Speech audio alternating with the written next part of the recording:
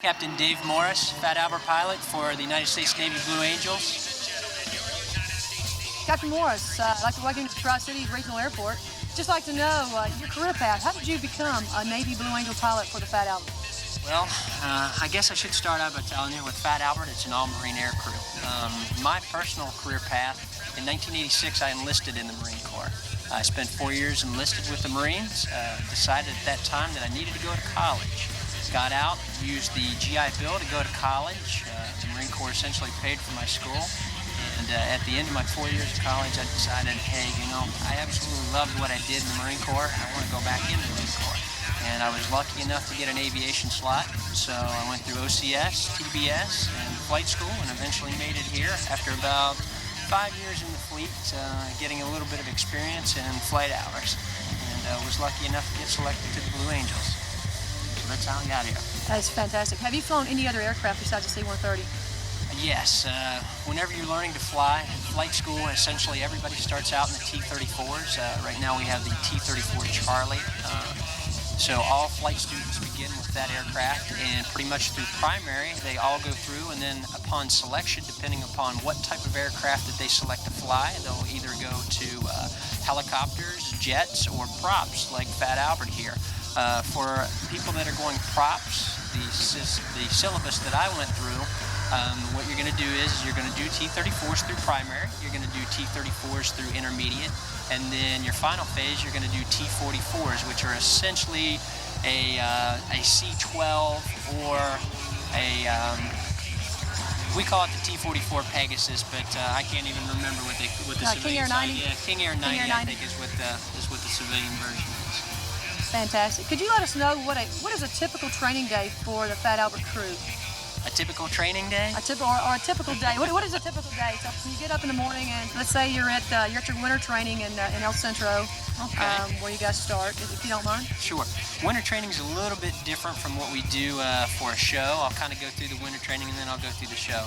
Okay. For winter training, what we do is Fat Albert is a little bit unique in that our winter training does not take place out at El Centro for the most part. We do a few isolated flights out there, but most of the time what we'll do is we will go out to San Antonio, Texas, and from there deploy down to Orange Grove every day for about a week and a half, 4 hours a day, and run our profiles down there. And essentially the reason for doing that is it keeps us out of the way of the jets out at El Centro, and it isolates us.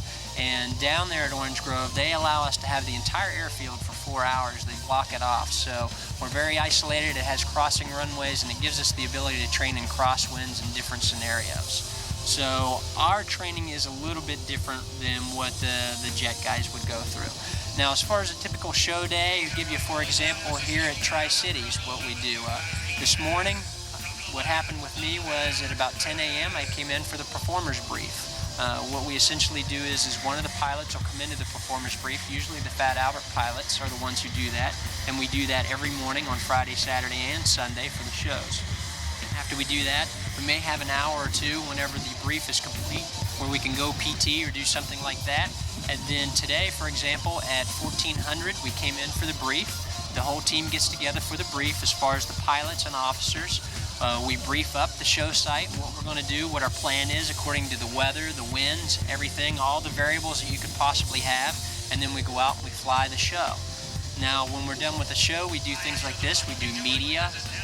We also will go to what we call commits, which are social events so that we can get out and talk to the public and let them know what the Blue Angels are all about.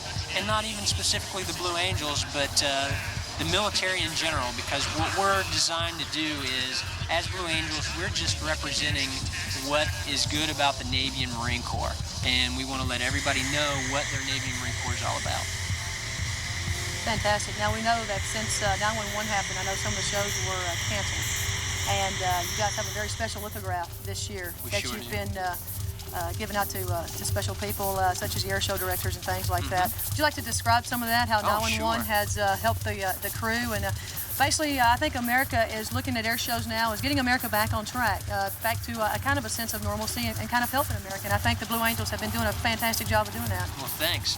I tell you, it's a big, big privilege for us to get out and represent the military in general, not just the Navy and Marine Corps, but the military as a whole. because there are a lot of people when you get out to select show sites, they don't have the opportunity to see their military work day in and day out. So sometimes we're the only representative that they'll ever see as far as what the military is about. And that's a big, big honor for us, and we're very, very privileged to get to do that. As far as 911 goes, I mean, we were like everybody else. You know, we're average people doing an extraordinary job. We're lucky enough to get to do this for a while. And it hit us all very hard the same way it did everybody in America. The first 5 shows after 911 that we had on the following weekends were all canceled. It was a show on our part, as well as the Navy and Marine Corps, of unity and affinity with the people and what they were going through in New York. All the shows were canceled as well for the Thunderbirds. After that time of recuperation and recovery, we started out with a show in Dallas-Fort Worth. We were at Alliance Field, and it was just amazing to see how enthusiastic and how patriotic people were for that show. They came out in droves, and they were very supportive. And it's not really for us, it's for the military as a whole. We just are there representing the military. It's in Dallas, Texas. Could you please tell us how the crowd felt, how you guys felt going back, that first flight, afterwards, that first show? I tell you, it was absolutely awesome. The crowd was so patriotic, they were so into it, and it was just a sense of being an American. I've never felt more patriotic in my life. Just the ability to get out there and represent the military and represent the Navy and Marine Corps, and people were fired up and they were enthusiastic. And I tell you, it was such a great start to finish up that part of the season. We only had those 4 shows to finish it up, but it was a good way to kick it off. That is fantastic. Dave, you're telling me about your little 1-year-old son. I don't want to get too personal, but you guys are human like us too. You're married and what's his name? I've actually got 2 little boys. I've got one that's 5 and a half, and his name is Seth, and I have a 13-month-old, and his name is Aiden, and they're handfuls. Fantastic. Dave, I really appreciate your time. Sure, no problem. Thank you very much. Yeah. Have a great show season. Thanks.